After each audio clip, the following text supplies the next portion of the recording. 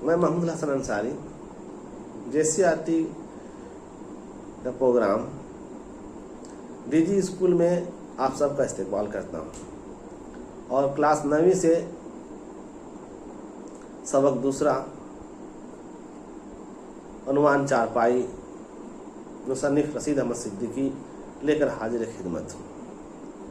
बच्चों, चारपाई पर आज हम तफसील से रोशनी डालेंगे। आइए सबक चारपाई पढ़ते हैं।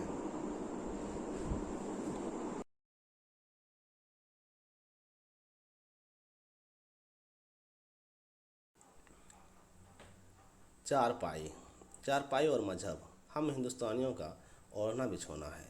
हम उसी पर पैदा होते हैं और यहीं से मदरसे, ऑफिस, जेल खाने, कौंसिल या आखिरत का रास्ता लेते हैं। चारपाई हमारी घुट्टी में पड़ी हुई है। हम उस पर दवा खाते हैं, दुआ व भीख भी मांगते हैं। कभी फ़िक्र सुखन करते हैं तो कभी फ़िक्र कौम। अक्सर फाका करने से भी बाज नहीं आते। हमको चारपाई पर इतना ही इत्मीनान है जितना बरतानिया को ICS पर, शायर को काफिया पर या तालिब इल्म को गुल गप्पारे पर। चारपाई की मिसाल रियासत के मुलाजिम से दे सकते हैं। ये हर काम के लिए नामौजूद होता है, इसलिए हर काम पर लगा दिया जाता है। एक रियासत में कोई साहब विलायत पास होकर आए। रियासत में कोई आसामी ना थी जो उनको दी जा सकती। आधी आदमी सूझबूझ के थे। राजा साहब के कानों तक ये बात पहुंचा दी कि कोई जगह ना मिली तो वह लाट साहब से तय कर आए हैं। राजा साहब ही की जगह पर इक्तिफा करेंगे। रियासत में हलचल मच गई। इत्तेफाक से रियासत के सिविल सर्जन रुखसत पर गए हुए थे। ये उनकी जगह पर तैनात कर दिए गए। कुछ दिनों बाद सिविल सर्जन साहब वापस आए तो इंजीनियर साहब पर फालिज गिरा। उनकी जगह उनको दे दी गई। आखिरी बार यह खबर सुनी गई कि वह रियासत के हाई कोर्ट के चीफ जस्टिस हो गए थे और अपने वली अहद को रियासत के वली अहद का मुसाहिब बनवा देने की फ़िक्र में थे। यही हालत चारपाई की है। फ़र्क सिर्फ यह है कि उन मुलाजिम साहब से कहीं ज़्यादा कारामद होती है।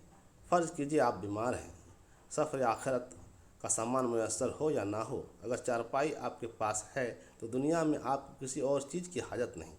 दवा की पुड़िया तकिए के नीचे, जोशानदे की देगची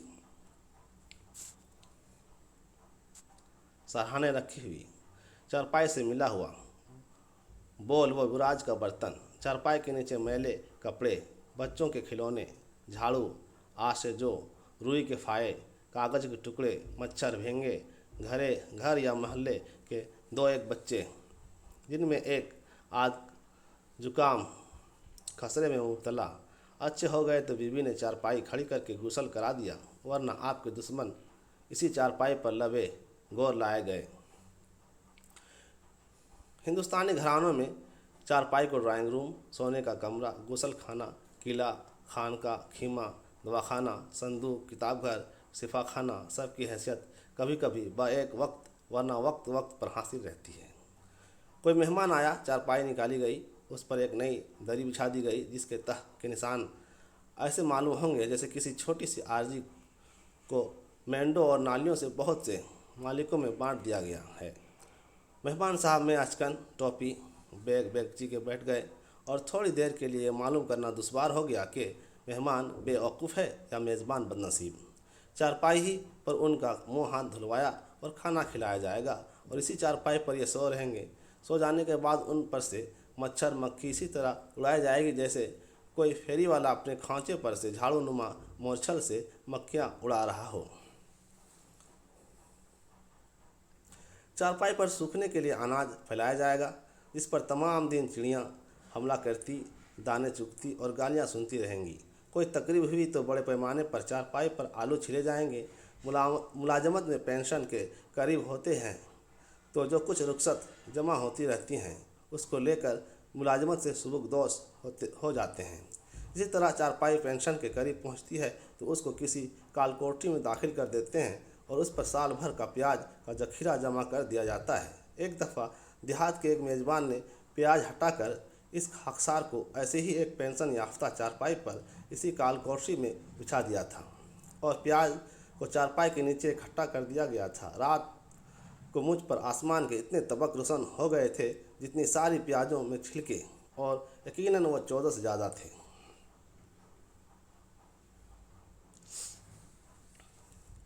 चारपाई एक अच्छे बॉक्स का भी काम देती है। तकिए के नीचे हर किस्म की गोलियां जिनके इस्तेमाल से आपके सिवा कोई वाकिफ़ नहीं होता। एक आध रुपया, चंद धेले पैसे, स्टेशनरीज, किताबें, रिसाले, जाड़े के कपड़े, थोड़ा बहुत नाश्ता, नुस्खे सुलेमानी, फ़िरस्ते दवाखाना, समन, जाली दस्तावेज के कुछ मसौदे, ये सब चारपाई में आबाद मिलेंगे।